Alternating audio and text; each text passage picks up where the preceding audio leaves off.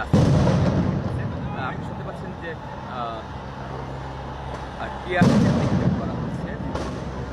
টিয়ার শেলের গুলিতে কিন্তু সাধারণ ছাত্রছাত্রী যারা রয়েছে তারা বেশ ছোটাছুটি করছে এবং চিত্রটাই আপনারা দেখতে পাচ্ছেন তাদের যে অবস্থান সেই অবস্থানটাকে করবার জন্য টিয়ার শেল নিক্ষেপ করা হচ্ছে।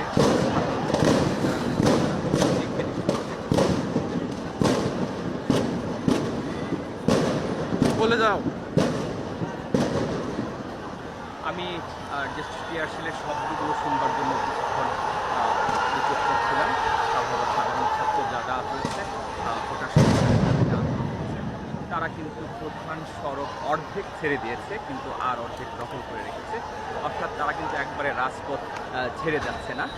আইনশৃঙ্খলা রক্ষাকারী বাহিনীর সদস্য যারা তারাও কিছুটা কৌশলী অবস্থানে থেকে হয়তো